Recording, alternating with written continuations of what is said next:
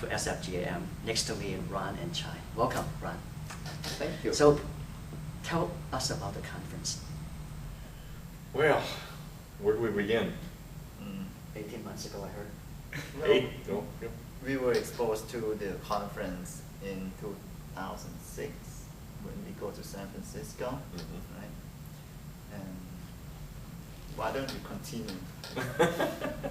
Well, that was the first ifCON that we went to. It was 2006, and we thought, this is fun, we want to do it again. So the next year, we learned it was going to be in Minnesota. So a group of us from Atlanta went to Minnesota to participate in ifCON. And we decided before we went that we might make a proposal to bring it to Atlanta someday. We got the approval from the board of directors for Asians and Friends Atlanta. So we went to Minneapolis. We went before the committee. We made a proposal, and they selected us. And right after that, we thought, oh, what did we do? It became all of a sudden overwhelming what we had to prepare for. We were fortunate because we had more than 12 months to prepare. We had the luxury of having almost 2 years to get ready. So we came back and organized a steering committee. Chai and I are just 2 members of a steering committee of 9. And for the last year and a half, we've been dedicated to trying to make this as successful as possible. I see. So first question, what does ifCON stand for? It stands for International Friendship Conference, and it is the annual conference of 2 umbrella organizations. One is called Long Yang Club International, and this is Long Yang Club International, I believe, started in the UK. It is more European, Asian-based organization, an amalgamation of clubs such as ours, with Caucasians and Asians together. And they traditionally had an annual conference that they called ifCON. I for international, con for conference. Their counterpart in North America and Canada has been the International Friendship Alliance, and they traditionally had a conference that they called International Friendship Weekend. In recent years, the 2 organizations have been coming together, having co-joined conferences, and this year we thought the appropriate acronym would be to combine ifCON with IFW. We came up with ifCON, or International Friendship Conference. Yeah, to be clear, the one we went to in San Francisco and Minneapolis, at that time it was still called ifCON, IFW. So officially ifCON, the very first one is here in Atlanta. Is that correct? So I noticed that people from several different countries, many different cities in the U.S. And for the last 2 days, all the events just like come together so unbelievable with no hitches. I mean, you guys really did an amazing job. Well, they are. You just don't know it. Thank you. No, I've seen the bus there, the tour, everything is like almost perfect. And I saw the newsletter, the mayor of Atlanta, mentioned about this event, congressman, wow, and a lot of sponsors. Yeah, we've been very lucky to have the support of the community. It was kind of comical, Chai and I. We don't work, so we're free during the week.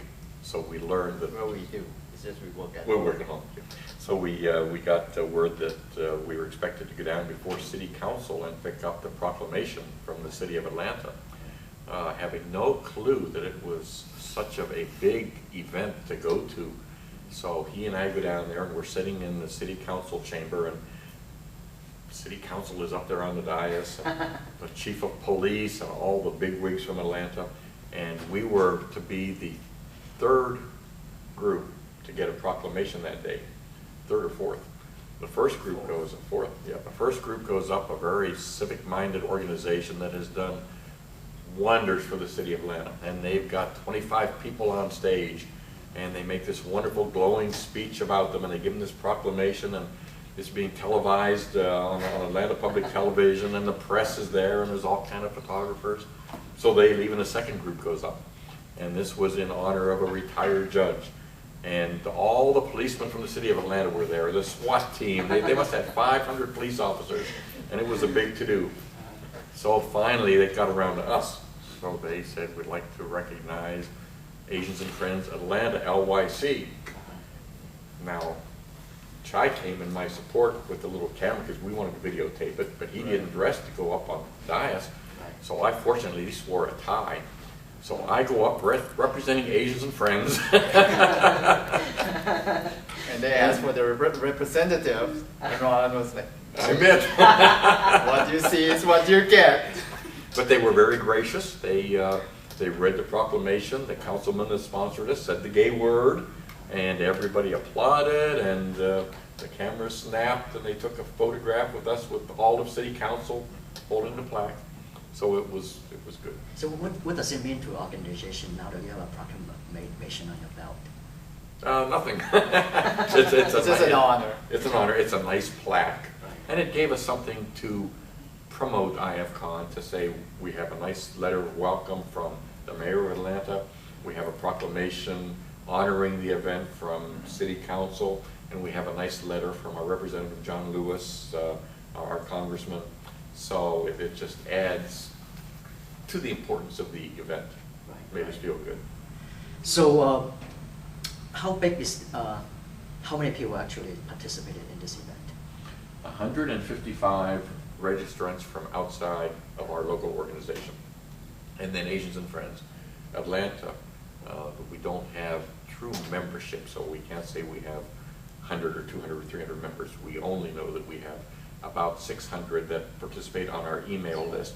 So from that pool, a number of the local members have joined in individual events. So now, you two are couples. How long have you been together?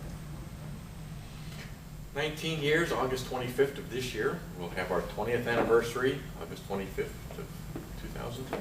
Well, it was 19 this past August. Right? We're Right. going on the 20th year Do you meet each other here in the U.S.? in Chicago. So how does it like the last 19 years? Well, for me, To me, it went by like that. it was wonderful. It's like it was yesterday. It's just unbelievable when we think about how long we've been together. Is there something specific that you've done that make it so successful? What's the element of success? We were asked that when we moved to Atlanta, and we introduced ourselves to our friends in Atlanta. This was about 5 years ago. And the first party we went to, we could see them buzzing around and everything. So they finally came down and said, "Would you guys tell us why you've been together?" It was 15 years at that time.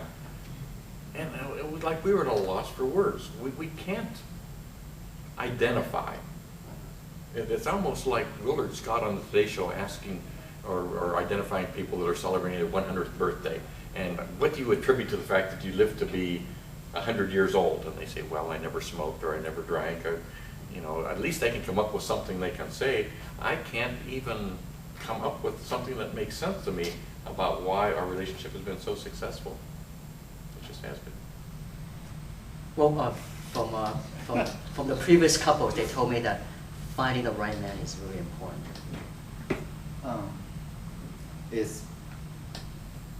It's part of the equation in my mind.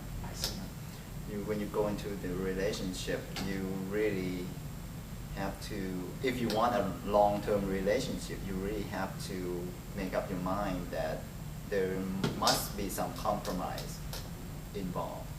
You can't have everything your own way.